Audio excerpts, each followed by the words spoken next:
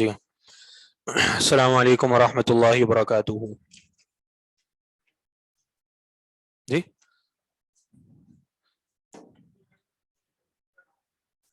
نہیں، ویسے تو ان کا ہی ہے، لیکن آج یعنی آج کے لیے صرف.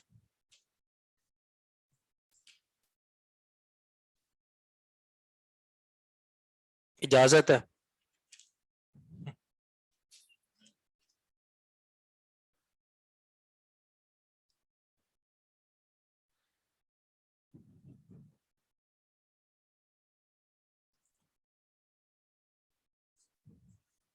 ہوں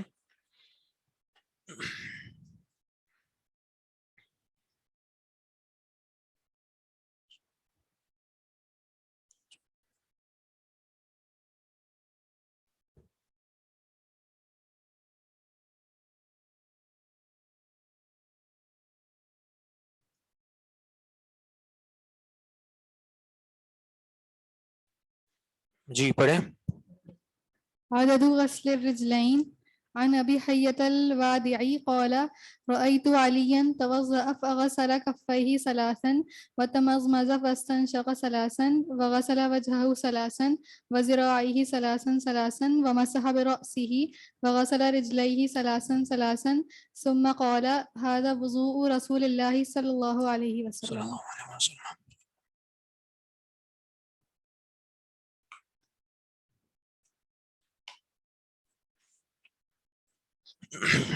الحمد للہ والصلاة والسلام علی رسول اللہ اما بعد.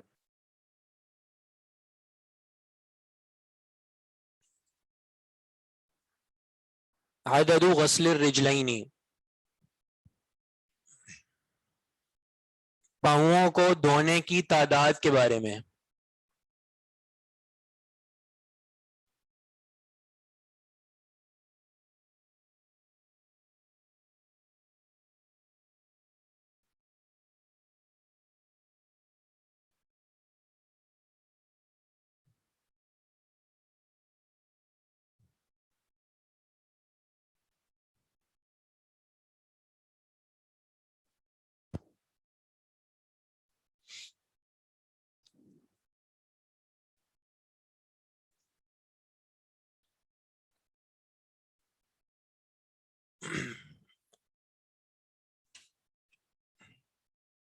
عن ابی حیۃ الوادعی، ابو حیہ الوادعی جو کہ سیدنا علی رضی اللہ عنہ سے روایت کر رہے ہیں.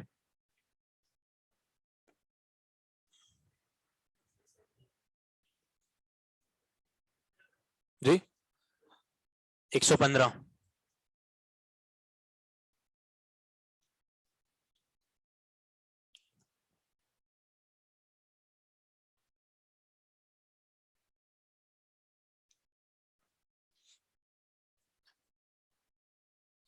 وہ کہتے ہیں رأیت علی، میں نے دیکھا علی رضی اللہ عنہ کو، توضأ کہ آپ نے وضو کیا، فغسل کفیہ ثلاثا پس اپنے دونوں ہاتھوں کو 3 بار دھویا، وتمضمض اور کلی کی، واستنشق اور ناک میں پانی داخل کیا، ثلاثا 3 مرتبہ، وغسل وجہہ ثلاثا اور چہرہ دھویا 3 مرتبہ، وذراعیہ ثلاثا اور اپنے دونوں بازو دھوئے 3 مرتبہ، ومسح برأسہ اور اپنے سر کا مسح کیا، وغسل رجلیہ ثلاثا اور اپنے دونوں پاؤں کو دھویا 3 مرتبہ، ثم قال پھر فرمایا ھذا وضوء رسول اللہ صلی اللہ علیہ وسلم، یہ اللہ کے رسول صلی اللہ علیہ وسلم کا وضو ہے.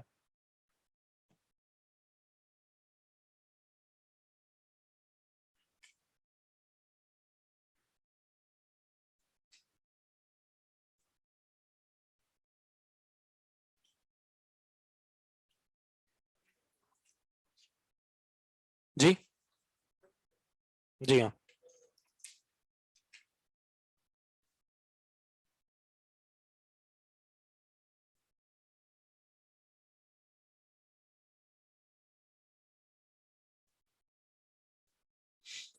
ھذا وضوء پر کیا، یعنی سوال نہیں سمجھا میں.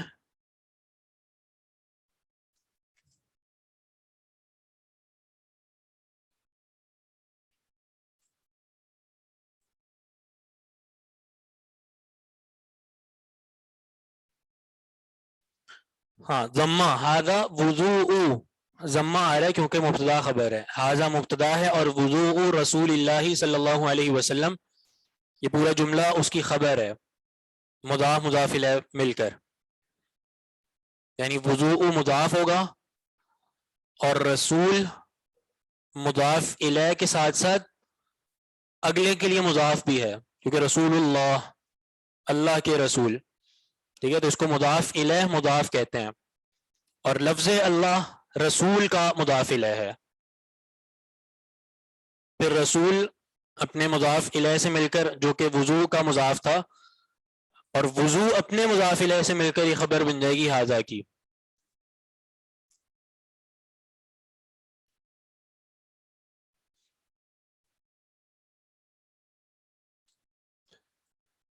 تو اس حدیث کا جو مسئلہ ہے وہ بالکل واضح ہے کہ پاؤں کو کتنی بار دھونا چاہیے؟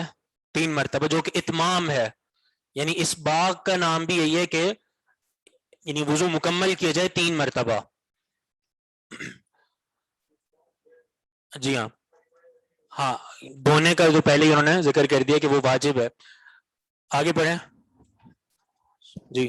باب حد الغسل عن حمران مولى عثمان أن عثمان دعا بوضوء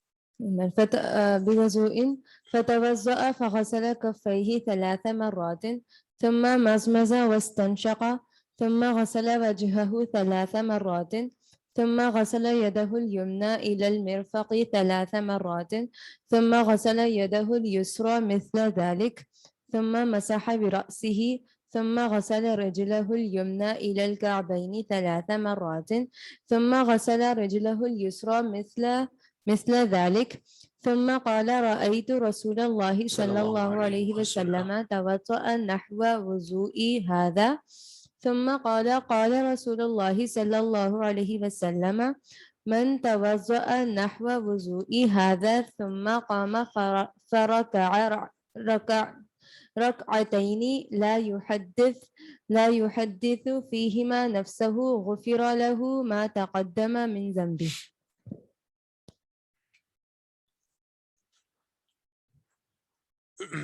باب حد الغسل، دھونے کی حد کے بارے میں۔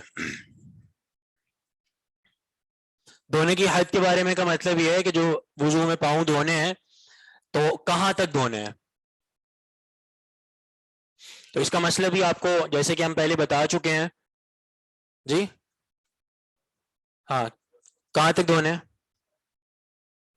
ٹخنوں سمیت، ٹھیک ہے، ٹخنوں سمیت۔ باقی جو حدیث ہے وہ یعنی واضح ہے، اس کا ترجمہ بھی بالکل واضح ہے، ترجمہ کرنے کی ضرورت تو نہیں ہے نا ایسے ہاں محل استدلال بتا دیتے ہیں، یعنی حد الغسلی چونکہ اس کا تعلق پاؤں کے دھونے کی حد کے بارے میں کہ کہاں تک دھونے، تو جو محل استدلال ہے وہ یہ ہے ثم غسل رجلہ الیمنی الی الکعبین 3 مرات، ٹخنوں سمیت، ثم غسل رجلہ الیسری مثل ذالک، اور اسی طرح بایاں پاؤں بھی بالکل اسی طرح۔ باقی حدیث بالکل واضح ہے، اور یہ حدیث پہلے پڑھ چکے ہیں ہم۔ آخر میں جو وضو کرنے کے بعد نبی علیہ الصلوۃ والسلام نے یہ فرمایا من توضأ نحو وضوئی ھذا، جس نے میرے اس وضو کی طرح وضو کیا، نحو کا معنی طرح، ثم قام پھر کھڑا ہوا، فرکع رکعتین 2 رکعتیں نماز پڑھی، لا یحدث فیہما نفسہ، اور اس میں ان دونوں رکعتوں میں اپنے آپ سے باتیں نہ کی، غفر لہ ما تقدم من ذنبہ، اس کے پچھلے سارے گناہ معاف کر دیے جائیں گے۔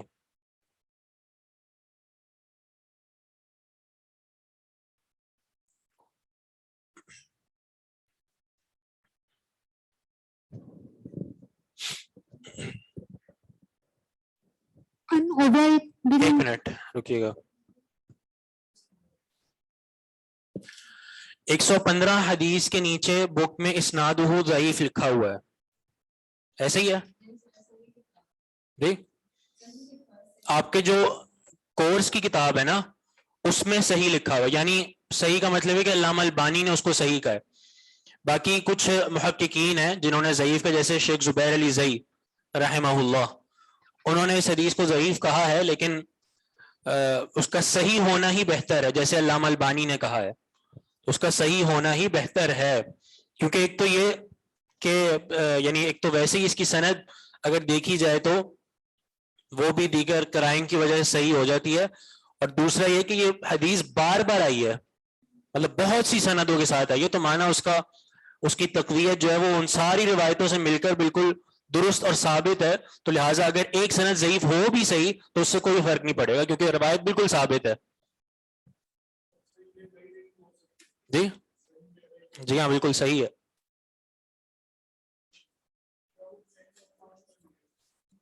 ہاں جی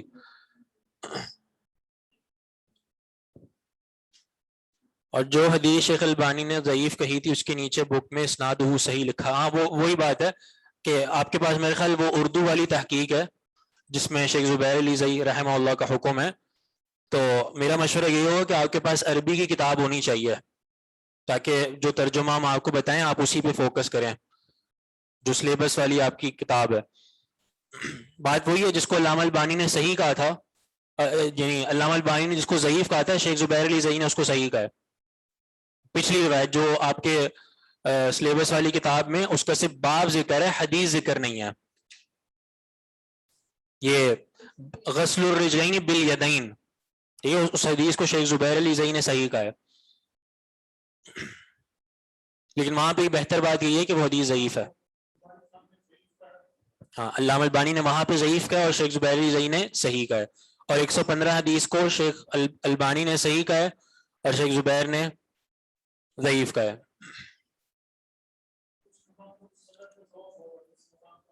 یہ محدثین کا ہو جاتا ہے اختلاف، کوئی بات، ہم تو اس قابل ہی نہیں ہے کہ کسی کو یعنی راجع قرار دے سکیں، مطلب اتنا تو مقام نہیں ہے، لیکن بہرحال جو بات سمجھ آنے والی ہے وہ یہی ہے کہ علامہ البانی کا جو حکم ہے وہ بہتر ہے.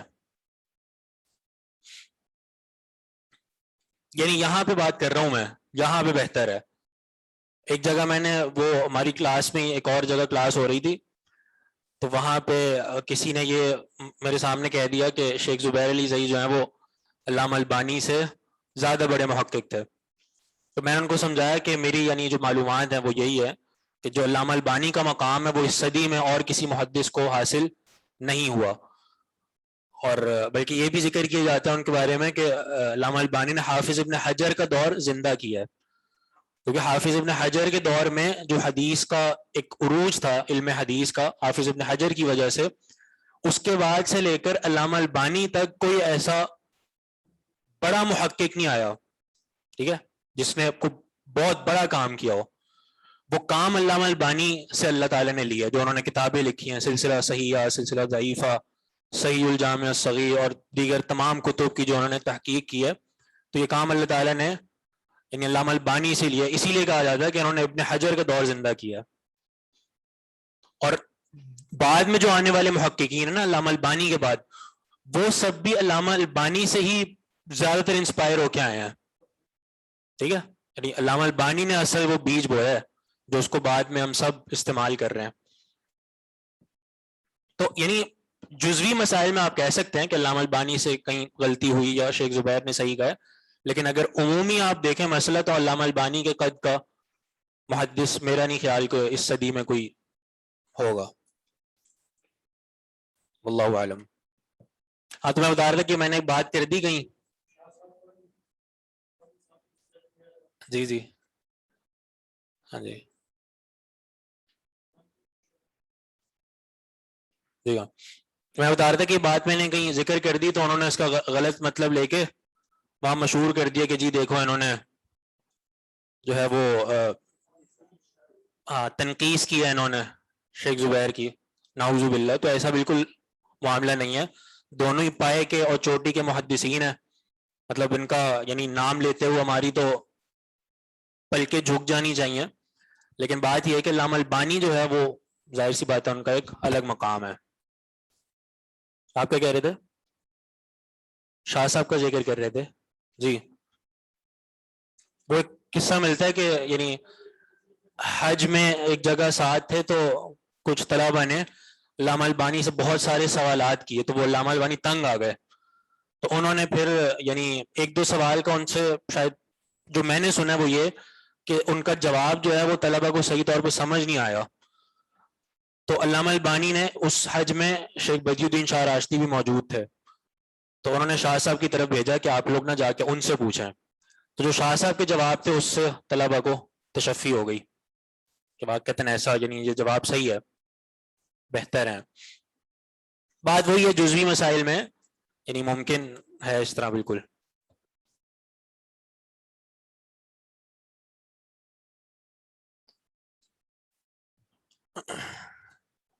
آگے پڑھیں. باب الوضوء في النعل عن عبيد بن جريج قال قلت لي عمر رأيتك تلبس هذه النعال سبتیتا سبتية وتوضأ فيها قال رأيت رسول الله صلى الله عليه وسلم يلبسها ويتوضأ فيها.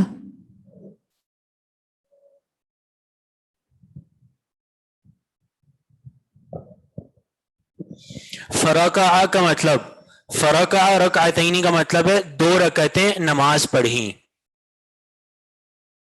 2 رکعتیں نماز پڑھی. رکع کا ویسے اصل معنی ہوتا ہے رکوع کرنا, لیکن کہیں کہیں یعنی جیسے آپ نے وہ اصول سنا ہوگا کہ جز بول کر کل مراد بھی لیا جاتا ہے, جیسے ورکعوا مع الراکعین, رکوع کرو جس کا مطلب ہے صلوا مع المصلین.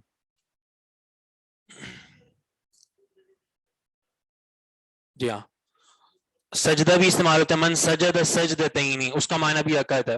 تو فرکع رکعتین کا معنی بھی 2 رکعتیں نماز پڑھی.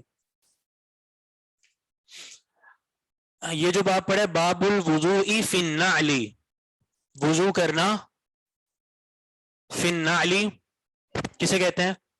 نعل, جوتے کو, یعنی جوتوں سمیت وضو کرنا.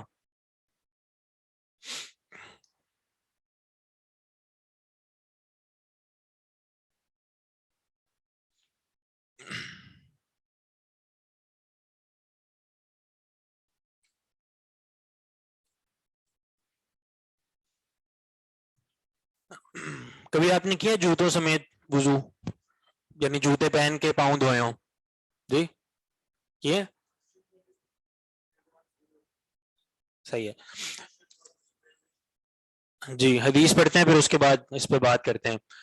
عن عبید بن جریج, عبید بن جریج جو کہ عبداللہ بن عمر رضی اللہ عنہما کے شاگرد ہیں, وہ کہتے ہیں قلت لابن عمر, میں نے ابن عمر سے کہا, رأیتک تلبس هذه النعال السبتیة وتتوضأ فيها, میں نے آپ کو دیکھا ہے تلبس هذه النعال السبتیة کہ آپ پہنتے ہیں یہ سبتی جوتے. سبتی جوتوں کا مطلب ہے چمڑے کے بنے ہوئے.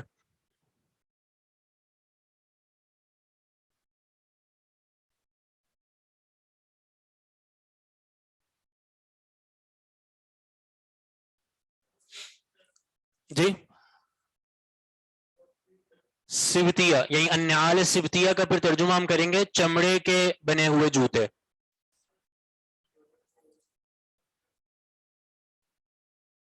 بالکسر, یہاں بالکسر لکھا ہوا, آپ کے پاس کیا ہے؟ فتح ہے, یعنی السبتیہ ہے, نہیں سبتیہ ہی ہے, یعنی شد کے نیچے لکھا ہوا ہے نا, یا اوپر ہے تشدید کے اوپر؟ اچھا نہیں, ہاں سبتیہ لکھا ہوا ہے یہاں پہ.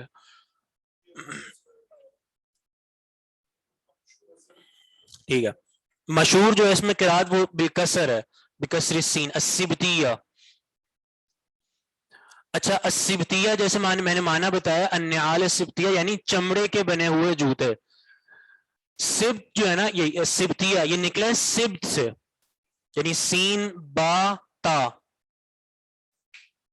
سین با تا. اور سبت جو ہے وہ اس کا مطلب ہوتا ہے یعنی کسی چیز کو ختم کر دینا، زائل کر دینا. اب سوال پیدا ہوتا ہے کہ اس کو سبت کیوں کہا گیا. اس کی وجہ یہ ہے کہ چمڑے کے جوتے بنے ہونے کا مطلب یہ ہے کہ کسی جانور کی کھال ہے، ٹھیک ہے. اور جانور کی کھال اسی وقت استعمال کر سکتے ہیں جب اس کی دباغت کی جائے. دباغت کی جائے کا مطلب یہ کہ اس کو رنگا جائے. اور رنگے جانے کا ایک عمل ہے، پروسیس ہے، جو کہ نبی علیہ الصلوۃ والسلام نے حدیث میں بھی بتایا. اور آج کل ہمارے دور میں وہ کسی بھی کیمیکل کے ذریعے اس کو آپ صاف کر دیں تو مانا وہ یعنی رنگ دیا جاتا ہے، دباغت کر دی جاتی ہے. نبی علیہ الصلوۃ والسلام کی حدیث ہے نا، دباغ جلود المیتۃ طہورھا، کہ جو مردہ جانور ہے اس کی کھال اس وقت پاک ہو جاتی ہے جب اس کو رنگ دیا جائے، یعنی اس کو صاف کر دیا جائے. اس وقت کے دور میں جو مشہور طریقہ تھا وہ یہ تھا کہ بیری کے پتوں کے ذریعے اس کھال کو صاف کیا جاتا تھا، یا کیکر کے پتوں کے ذریعے. آج کل جو ہے وہ کوئی بھی ایسا کیمیکل ہو، صابن ہو یا کوئی بھی ایسی چیز ہو کہ جس کے ذریعے کھال کو رنگ دیا جائے، صاف کر دیا جائے، تو اس کو صاف کرنے کے بعد وہ کھال استعمال کے قابل ہو جاتی ہے. اچھا، جب وہ کھال جانور کی استعمال کے قابل ہے، اب اس کو جوتوں یا کوئی بھی چیز بنا سکتے ہیں، تو مانا آپ نے اس کھال کو صاف کر دیا اور اس میں جو گندگی تھی، غلاظت تھی، اس کو آپ نے ختم کر دیا. اور اگر جیسے کھال میں بال بہت زیادہ ہوتے ہیں تو آپ اس بالوں کو بھی ختم کر دیتے ہیں، صاف کر دیا. تو یہ صاف کرنے کی وجہ سے اس کو سبتیہ کہا جاتا ہے. جیسے میں نے سبت کا معنی بتایا نا کہ ختم کر دینا، زائل کر دینا، یہ اس کا معنی ہے. تو چونکہ کھال کو بھی رنگنے کے بعد بالکل صاف کر دیا جاتا ہے اور اس میں سے بالوں کو بھی ختم کر دیا جاتا ہے، تو اسی لیے اس کو سبتیہ کہا جاتا ہے. جی ہاں.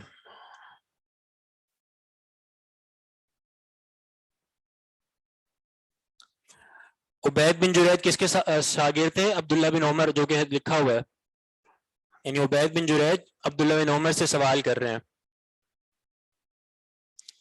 تلبسو کا معنی آپ پہنتے ہیں یا آپ پہنے ہوئے ہیں.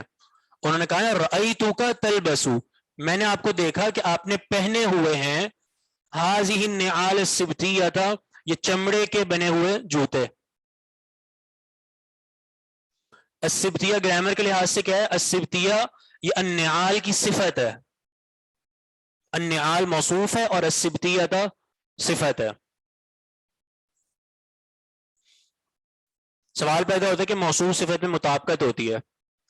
اگر موصوف مذکر ہے تو صفت بھی مذکر ہے، اور اگر موصوف مؤنث ہو تو صفت بھی مؤنث ہوگی. لیکن یہاں پر السبتیہ تو مؤنث ہے لیکن النعال مؤنث نہیں ہے.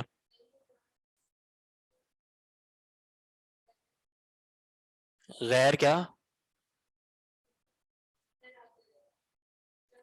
جمع مکسر. جی ہاں، جو جمع مکسر ہے وہ واحد مؤنث کے حکم میں ہوتی ہے. النعال جمع مکسر ہے تو یہ واحد مؤنث کے حکم میں، اس لیے اس کی صفت بھی واحد مؤنث آئی ہے. ٹھیک ہے.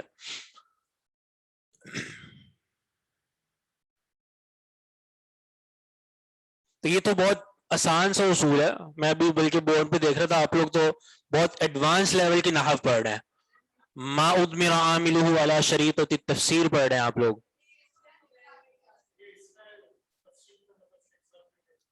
مطلب پڑھا ہے نا آپ نے؟ اچھا صحیح ہے. منصوب بنزل خافض اور ما ادمر عاملہ علی شریطۃ التفسیر. تو میں تو خوش ہو رہا تھا کہ آپ لوگ بہت ماشاءاللہ ایڈوانس ہو چکے ہیں نحو میں. ہاں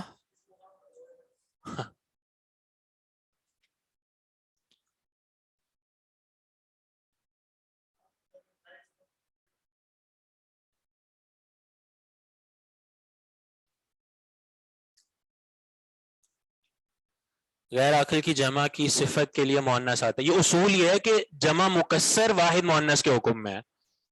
ٹھیک ہے، جمع مکسر جو ہوتی ہے نا وہ واحد مؤنث کے حکم میں ہوتی ہے.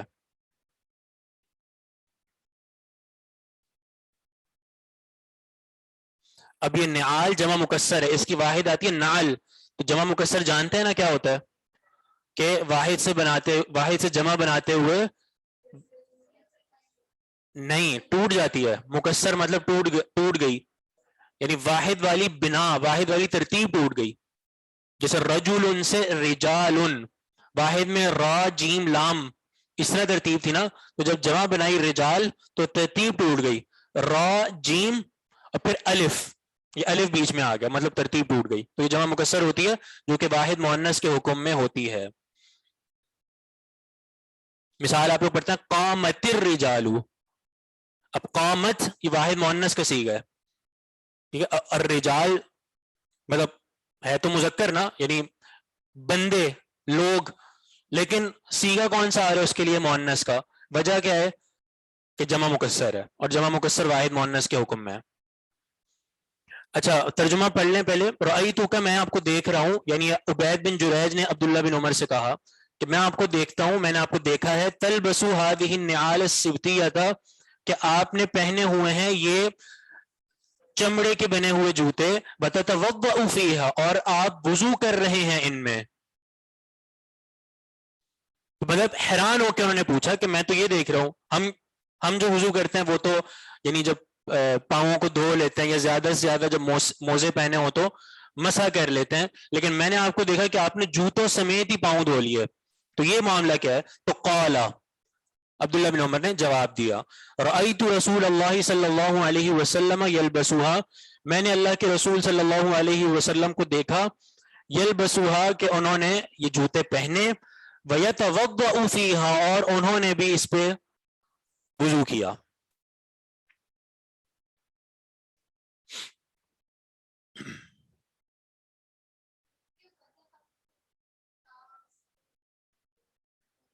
جی جی تتوضأ میں دو تائیں کیوں آ رہی ہیں؟ کون بتائے گا؟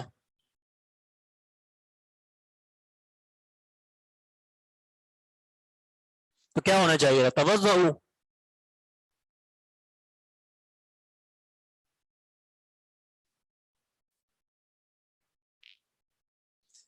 دو تائیں اس لیے آ رہی ہیں جی، دو تائیں اس لیے آ رہی ہیں، ایک تا ہے جو کہ مضارع کی ہے، ٹھیک ہے، اور دوسری تا ہے جو اس باب کی ہے.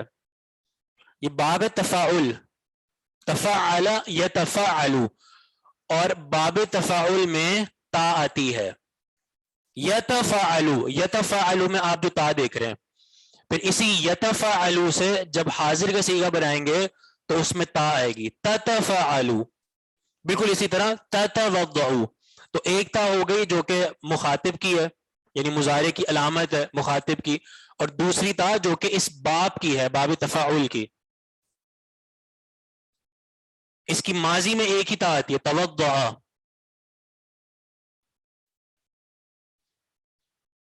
اچھا ویسے اس اصول میں بھی اختیار ہے، یعنی اس کو آپ تتوضأ بھی پڑھ سکتے ہیں اور توضأ بھی پڑھ سکتے ہیں ایک تا کو حذف کر کے، لیکن یہ اختیاری ہے، یعنی آپ اختیاری کا مطلب یہ کہ دونوں طرح استعمال ہوتا ہے. یہاں پہ تتوضأ ہوا ہے، کہیں کہیں توضأ بھی ہوا ہے.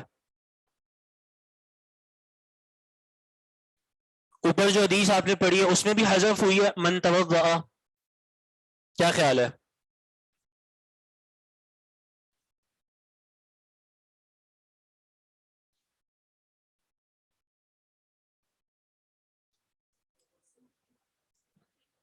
جی ہوئی ہے؟ کیوں نہیں ہوئی؟ مطلب ہوئی ہے نا، ایک تا لکھی ہے دوسری تا حذف ہو گئی. جواب بتائیں نا، جواب کیا ہے؟ جواب یہ ہے کہ وہ ماضی ہے، ماضی میں تو ایک ہی تا آئے گی تفاعل والی، علامت مضارع ہے ہی نہیں یہاں پہ. من توضأ، ٹھیک ہے ماضی ہے. یہ جو آپ نے پڑھا تتوضأ یہ مضارع ہے، تو جب مضارع ہے تو مضارع کے حاضر کے صیغے میں تا آتی ہے، تو ایک تا وہ حاضر والی ہے مضارع کی اور دوسری تا اس باب کی ہے. چلیں بہرحال ترجمہ آپ لوگوں نے سمجھ لیا. حدیث کا جو مسئلہ ہے وہ یہ ہے کہ جوتوں میں پاؤں دھونا، جوتوں سمیت. اس بارے میں جو مسئلہ ہے وہ یہ ہے کہ یہ وہ جوتے ہیں جو کھلے ہوں، وہ جوتے جو کھلے ہوئے ہوں، کھلے ہونے سے مطلب یہ ہاں یعنی پیروں کا جو حصہ ہے وہ اکثر جو ہے کھلا ہوا ہے تو ایسے جوتوں میں وضو کر سکتے ہیں. باقی جو بات ہے بند جوتوں کی، جو ہمارے بند جوتے ہیں، تو بند جوتوں کا معاملہ یہ ہے کہ وہاں پہ آپ یعنی اس پہ آپ اس کو پاؤں کو دھوئیں گے ہی جوتے اتار کے، جوتے اتار کے، الا یہ کہ کسی ایسی جگہ ہے جہاں آپ کے لیے عذر ہے کہ آپ کے لیے کوئی مشقت ہے جوتے اتارنے کی، تب آپ وہاں پہ مسح کریں گے بند جوتوں میں.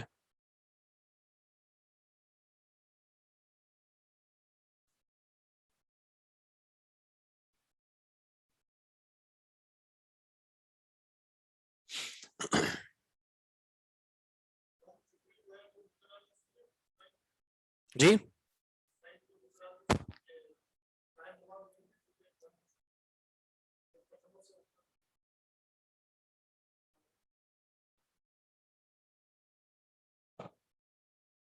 یہ اس میں جو مسح کا ذکر ملتا ہے نا بند جوتوں پر، ٹھیک ہے، تو اس کا یعنی جی اس کا تعلق وہی ہے نا، کیونکہ اس میں آپ کے لیے اگر ممکن ہے اتارنا تو آپ اس کو اتار کے ہی کریں گے، کیونکہ احتیاط کا تقاضا یہی ہے.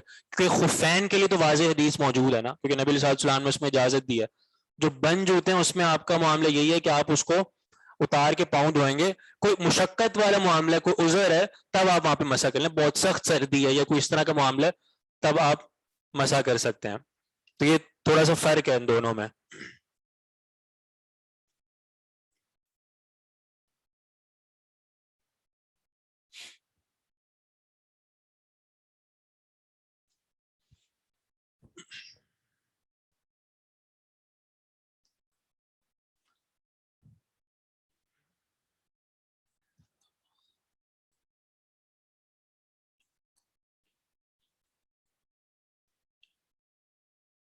اگر پاؤں میں چوٹ لگ گئی، وہی بات ہے، یعنی چوٹ لگ گئی ہے اور اس کو دھونا ممکن نہیں ہے، تو جیسے اگر مثال کے طور پر پٹی وغیرہ باندھی ہوئی ہے تو اس میں بھی نبی علیہ السلام کی حدیث ہے کہ پٹی پر مسح کر لیا جائے. یا جوتے پہنے ہوئے آپ جوتے اتاریں گے تو آپ کو کوئی مشقت ہوگی تو آپ جوتوں پر مسح کر لیں.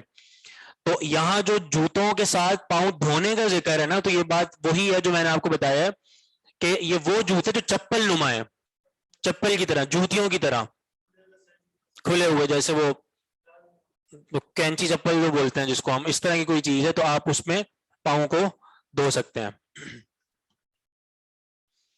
آگے پڑھیں، چلیں آن لائن سے پڑھواتے ہیں.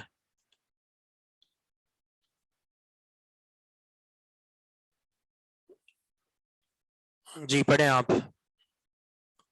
بلیغ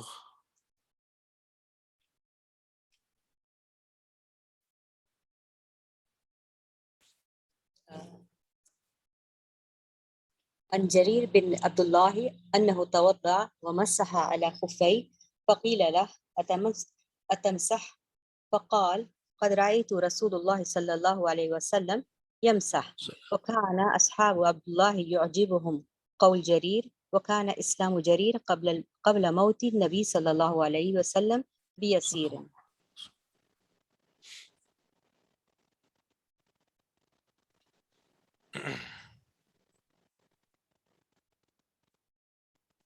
کہاں گیا میں؟ باب المسح علی الخفین، دونوں موضوعوں پر مسح کرنا.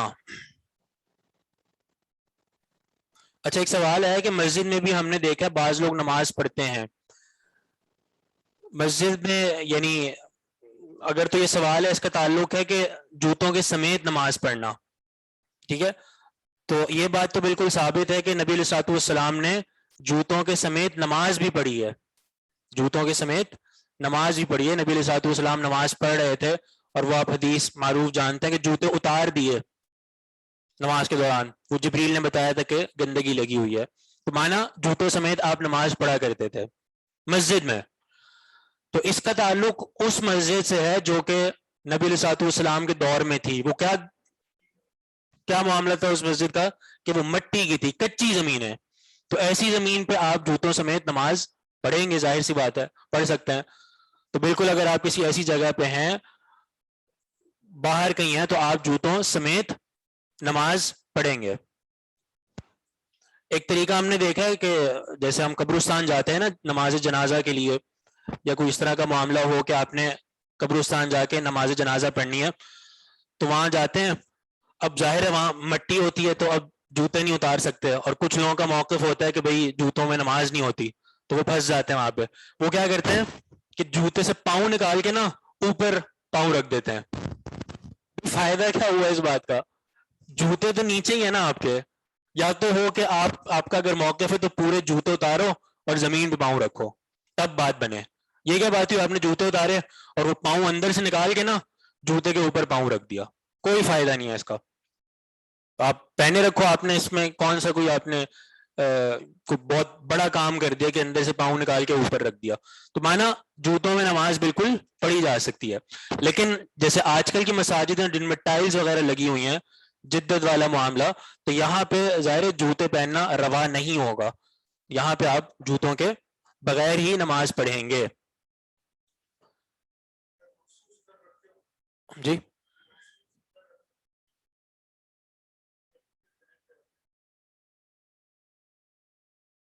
مخصوص کیا ہو, یعنی یہ دیکھیں یہ تکلف ہے, یہ اس کو کہتے ہیں تکلف. جیسے ہمارے کراچی میں ایک مشہور ہے, ایک مسجد ہے, اس کو جوتوں والی مسجد کہا جاتا ہے. ادھر ہوتی ہی نماز, یعنی ادھر کی انتظامیہ نے بنایا ہوا ہے کہ ادھر نماز پڑھیں گے ہی جوتوں میں, جوتوں کے بغیر وہاں نماز ہی نہیں ہوتی. تو اگر کوئی باہر سے آ بھی رہے نا تو انہوں نے مسجد کے لیے جوتیاں رکھی ہوئی ہیں, ٹھیک ہے, الگ الگ, کہ آپ آ رہے ہیں تو اپنے جوتے اتار دیں باہر والے. اب مسجد میں آ رہے ہیں تو اب یہ نئی نئی جوتیاں پڑی ہوئی ہیں مسجد کی, تو یہ پڑھ کے آپ اندر آ جائیں. تکلف ہے, ٹھیک ہے. اس کا اتنا تکلف نبی علیہ الصلوۃ والسلام یا صحابہ نے نہیں کیا. وہ تو جوتوں میں نماز ہی اس لیے پڑھی کیونکہ اس میں مسجد ہی ایسی تھی یا جگہ ہی ایسی تھی. یہ تو نہیں کیا نا کہ خاص جوتے رکھ دیا آپ نے مسجد کے لیے کہ بھئی, ہاں جی ہاں جی, تو اس طرح کا معاملہ. تو مطلب یہ تکلف والی بات ہے, اس کی کوئی ضرورت نہیں ہے. آپ کسی ایسی جگہ میں ہیں جہاں پہ آپ جوتے نہیں اتار سکتے, جو نبی علیہ السلام کے دور میں ہوا ہے, جس طرح آپ نماز پڑھا کرتے تھے, تو وہاں پہ آپ یہی کریں گے کہ آپ جوتوں سمیت نماز پڑھ لیں. لیکن باقاعدہ آپ یعنی یہ اصول ہی بنا دیں کہ جی جانا ہی مسجد میں جوتوں سمیت ہے, یا مسجد کے لیے جوتیاں بنا دی جائیں, تو یہ ایک تکلف ہے, اس کی کوئی ضرورت نہیں ہے. ایک پاؤں پر پٹی مسا, ایک کو دھویا جائے, دونوں پہ مسا کریں. اگر ایک میں پٹی ہے تو جس پر پٹی ہے اس پہ مسا کیا جائے, اور جس پہ پٹی نہیں ہے اس کو دھویا جائے. جی ہاں, وہ تو ظاہر سی بات ہے, پھر عذر ہے تو پھر تو پہن سکتے ہیں. کہ خشک, اس میں بھی چیک کرنا ہوگا کہ کوئی جگہ خشک نہ رہے. ہاں یہ بات ہے کہ اگر آپ نے, جیسے میں نے بات بتائی ہے کہ جوتیوں سمیت پاؤں دھو لینا, تو اس میں یہی بات ہے کہ آپ نے مکمل خیال تو رکھنا ہے پاؤں کے دھونے کا, لیکن اس میں اب شریعت کا معاملہ تھوڑا سا نرم ہو گیا. نرم ایسے ہو گیا کہ اب آپ یعنی پاؤں کے نیچے والے حصے کو نہیں دھو سکتے, ٹھیک ہے, کیونکہ آپ نے جوتی پہنی ہے نا, تو پاؤں کے نیچے والے حصے کو ظاہر آپ نہیں دھو سکتے. تو اب آپ کے لیے یہ ہے کہ بس اوپر والا حصہ آپ نے دھو لیا, وہ کافی ہے. اب نیچے والے حصے کو اس لیے دھونا ضروری نہیں ہے کیونکہ جب آپ نے پہنے ہی جوتے ہیں تو نیچے والے حصے کو دھونے کی ضرورت ہی نہیں ہے, کیونکہ اب آپ نے جوتے پہنے ہوئے ہیں. اور تو اس لیے یہ ایک خفت والا معاملہ ہے کہ آپ صرف اوپر والے حصے کو صحیح طرح دھو لیں اگر جوتے پہنے ہوئے ہیں, کھلے جوتے, نیچے والے حصے کو نہ دھوئیں. باب المسح, باب مسح المسح الف لام کے ساتھ ہے. قبرستان میں بھی نماز جنازہ ہوتا ہے, جی ہاں ہو سکتا ہے, نبی علیہ الصلوۃ والسلام نے پڑھا ہے. کیا عمل صحیح ہے جوتوں والی مسجد؟ غلط ہے. بارے میں بتائیے, چپل کے بارے میں بتائیے. وہی بات ہے کہ چپل پہن کے اگر انسان وضو کرنا چاہے تو وہ وضو کر سکتا ہے, اور اس میں یہی بات ہے کہ اوپر والے حصے کو مکمل دھو لے, نیچے والے حصے کو دھونے کی پھر اس وقت ضرورت نہیں ہوگی. اگلا جو باب پڑھا ہم نے, باب المسح الخفین, دونوں موزوں پر مسح کرنا. اس بارے میں حدیث لائے ہیں عن جریر ابن عبداللہ, جریر بن عبداللہ رضی اللہ عنہ سے, صحابی نبی علیہ الصلوۃ والسلام کے. اور جی ہاں, پورا نام جریر بن عبداللہ البجلی. کہتے ہیں انہو توضأ، انہوں نے وضو کیا. کنہوں نے؟ جریر نے. جی ہاں، ان کے شاگرد ہیں حمام جو روایت کر رہے ہیں جریر سے. تو حمام کہتے ہیں کہ جریر بن عبداللہ نے وضو کیا. جی ہاں، حمام بن منبہ جن کا صحیفہ بھی ہے، صحیفہ حمام بن منبہ. جی ہاں، ابو ہریرہ رضی اللہ عنہ کے شاگرد ہیں. اور یہ صحیفہ آج بھی موجود ہے، مطبوع ہے، طبع ہے. یہ وہ صحیفہ ہے کہ ابو ہریرہ رضی اللہ عنہ نے حمام کو خود لکھوایا تھا. جی ہاں، خود لکھوایا. تو مانا نبی علیہ السلام کی حدیث کا جو لکھنے والا معاملہ ہے یہ صحابہ سے بھی ملتا ہے اور صحابہ کے دور سے چلا آ رہا ہے. اور یہ پورا صحیفہ جو ہے، صحیفہ حمام بن منبہ، یہ مسند احمد میں موجود ہے. اس کی ساری احادیث مکمل ترتیب کے ساتھ مسند احمد میں بھی موجود ہے اور الگ سے بھی چھپ چکا ہے.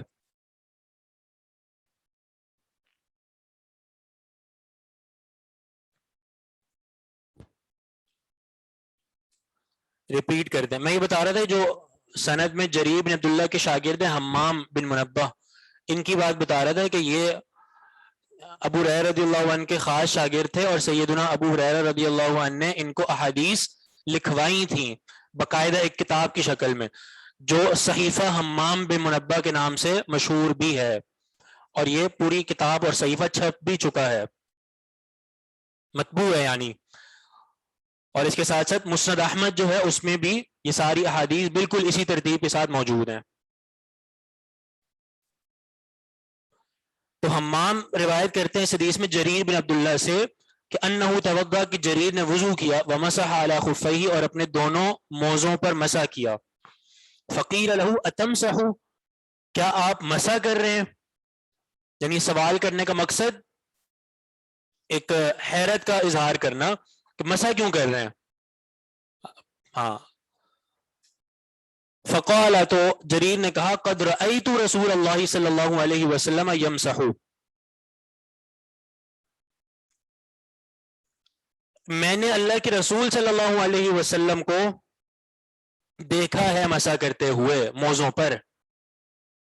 ٹھیک ہے، تو یہ جریر بن عبداللہ نے جواب دیا. اچھا، آگے بات ہے جو ایک یعنی وہی حمام کہتے ہیں وَكَانَ أَصْحَابُ عَبْدِ اللَّهِ يُعْجِبُهُمْ قَوْلُ جَرِيرٍ.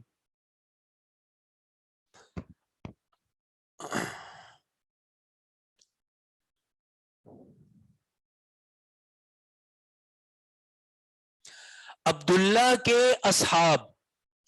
اصحاب سے مراد یعنی ان کے جو ساتھی ہیں، ان کے جو شاگرد ہیں. عبداللہ سے یہاں پہ مراد کون ہے؟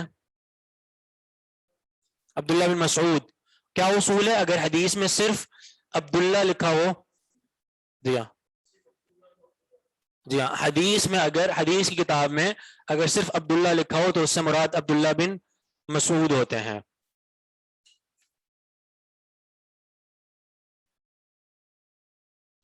حمام جریر کے بھی شاگرد ہیں. جی ہاں، ظاہر تبھی روایت کر رہے ہیں ان سے. اور یہ حمام ہا سے ہے، ہا سے نہیں ہے، یعنی دو چشمی ہا ہے.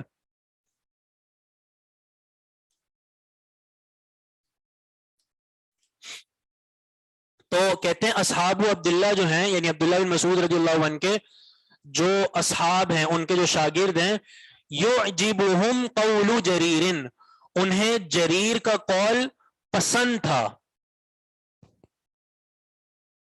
یعجبہم، ان کو پسند آتا تھا، قول جریر، جریر کا قول. جریر کے قول سے مراد جریر کی یہ والی حدیث ہے، ٹھیک ہے، جس میں پاؤں پر مسح کرنے کا ذکر ہے موزوں کی حالت میں.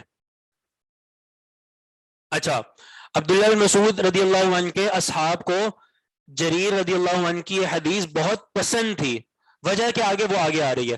وَكَانَ إِسْلَامُ جَرِيرٍ قَبْلَ مَوْتِ النَّبِيِّ صلی اللہ علیہ وسلم بِيَسِيرٍ، اور جریر کا اسلام، جریر رضی اللہ عنہ کا جو اسلام تھا قبل موت النبی صلی اللہ علیہ وسلم، نبی علیہ الصلوۃ والسلام کی وفات سے پہلے تھا، بِيَسِيرٍ، بہت تھوڑا. یعنی نبی علیہ الصلوۃ والسلام کی وفات سے بہت تھوڑا عرصہ پہلے جریر بن عبداللہ اسلام لائے تھے.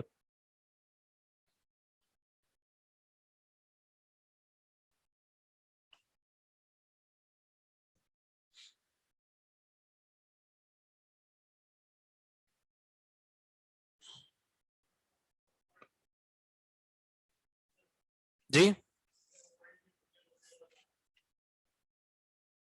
جی ہاں، وائل بن حجر، مالک بن حویرث، اس طرح کے جو صاحب ہیں.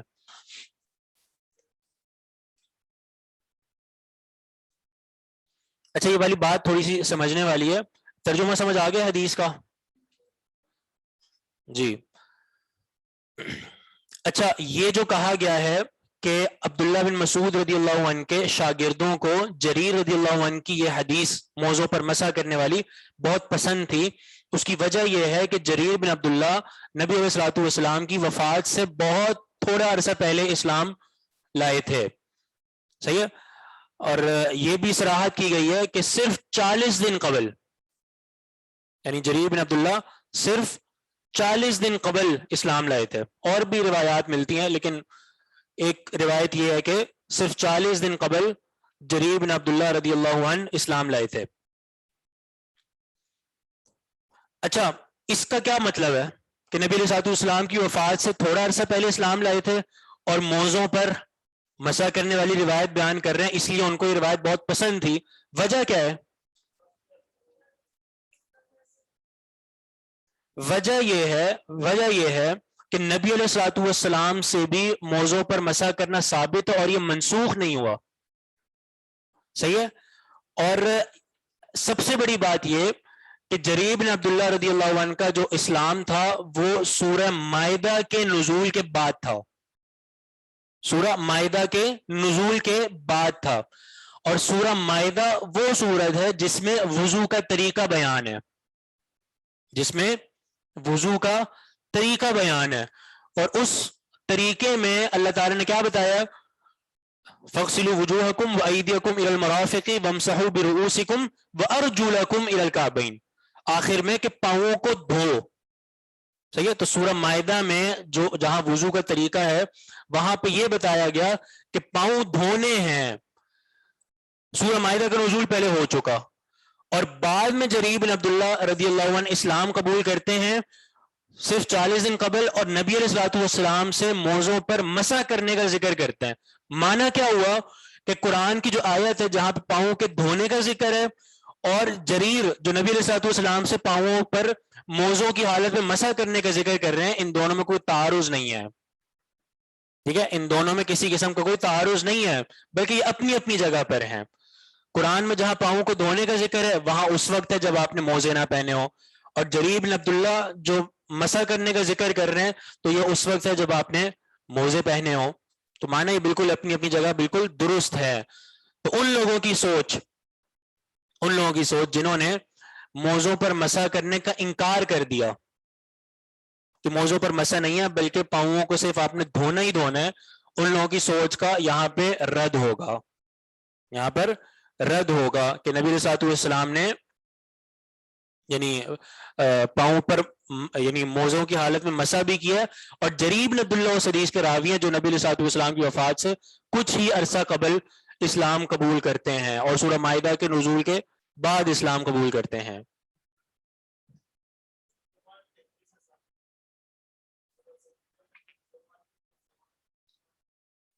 جی ہاں بالکل ایسے ہی ہے.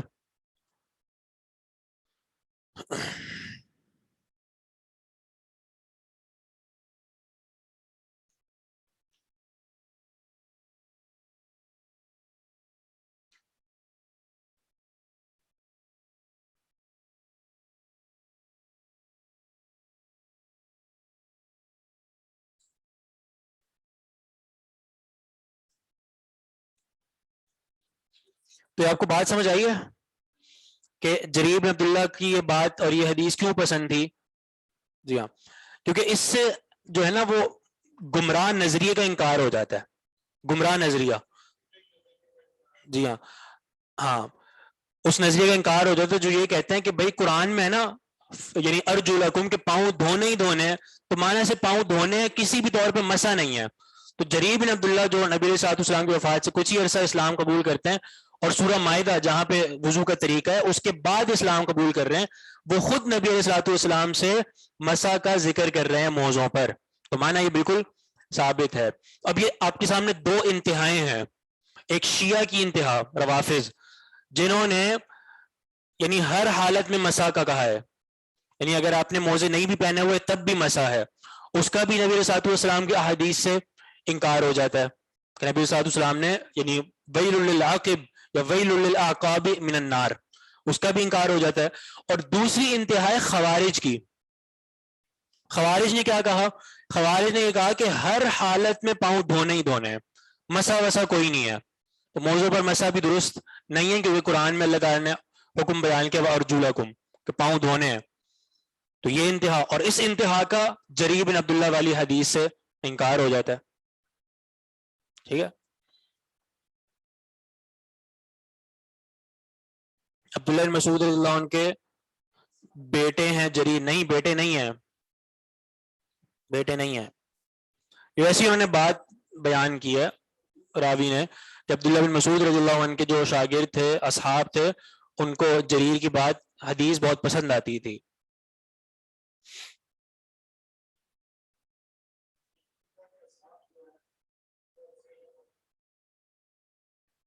جی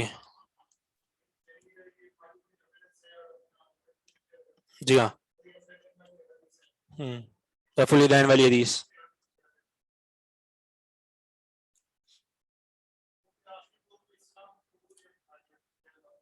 جی، مالک بن حویرث جو یعنی بعض روایات کے مطابق 20 دن قبل اسلام قبول کیا تھا، اور انہوں نے نبی علیہ الصلوۃ والسلام سے رفع الیدین کا ذکر کیا۔ ٹھیک ہے، خوارج، جی ہاں، خوارج کا موقف یہ ہے کہ انہوں نے ہر حالت میں پاؤں کو دھونے کی بات کی ہے کہ ہر حال میں پاؤں دھونے ہیں، اور مسح کہیں بھی نہیں ہے، موضوع پر مسح نہیں ہے، تو ان کا رد ہوتا ہے اس حدیث سے۔ جوتے پہن کر مسح کرنا سمجھ میں نہیں آیا، وہ بات یہ تھی کہ بند جوتے ہیں نا، بند جوتے، تو بند جوتوں میں بہتر یہ ہے کہ آپ جوتوں کو اتار کر پاؤں دھوئیں گے، الا یہ کہ کوئی مشقت ہے، بہت سخت سردی ہے، تب آپ وہاں پہ بند جوتوں پر مسح کر لیں، اور مسح کافی ہے، یعنی دھونا نہیں ہے۔ اور جو باب آپ نے پڑھا نا، یعنی نعل کے ساتھ وضو کرنا، جوتوں کے سمیت وضو کرنا، تو یعنی اس کو دھونا، تو جوتوں کے سمیت پاؤں کو دھونے کا مطلب وہ جوتے ہیں جو کھلے ہیں، یعنی جوتی کی طرح ہیں، جو اوپر سے کھلے ہیں، تو آپ اس کو اوپر سے دھو لیں تو وہ کافی ہوگا۔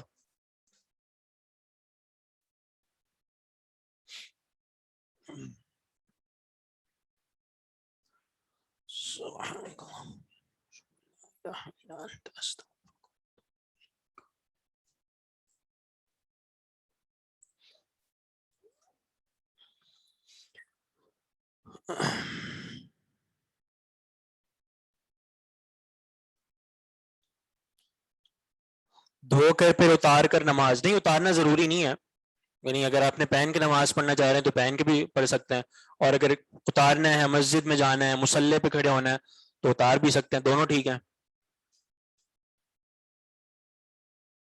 ٹھیک ہے، سبحانک اللہم و بحمدک۔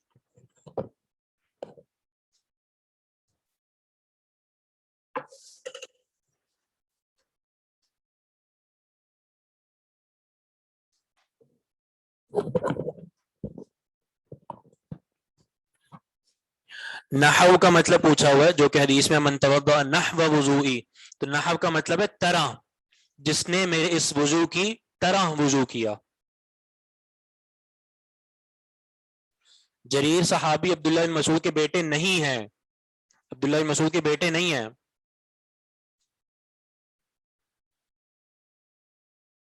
دونوں صحابہ ہیں، جریر بھی صحابی ہیں، عبداللہ بن مسعود بھی صحابی ہیں، لیکن یہ بیٹے نہیں ہیں۔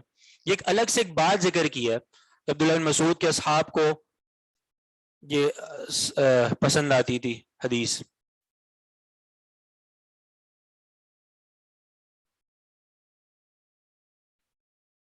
یہ آف دا ٹاپک ایک سوال آیا تھا تھوڑی دیر پہلے، بلکہ کلاس کے شروع میں، کہ اذان جب ہو رہی ہو تو خواتین کا سر پہ دوپٹہ وغیرہ رکھنا، تو ایک ادب کے طور پہ آپ کہہ سکتے ہیں، لیکن اس کا شریعت میں کوئی یعنی عمل نہیں ملتا، مانے ضروری نہیں ہے۔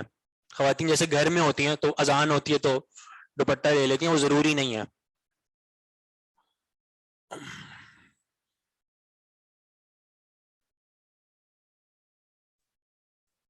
جریر بن عبداللہ لکھا ہے تو یہ سمجھ نہیں آتا، تو عبداللہ دنیا میں ایک ہی تو نہیں ہے نا، عبداللہ بن مسعود۔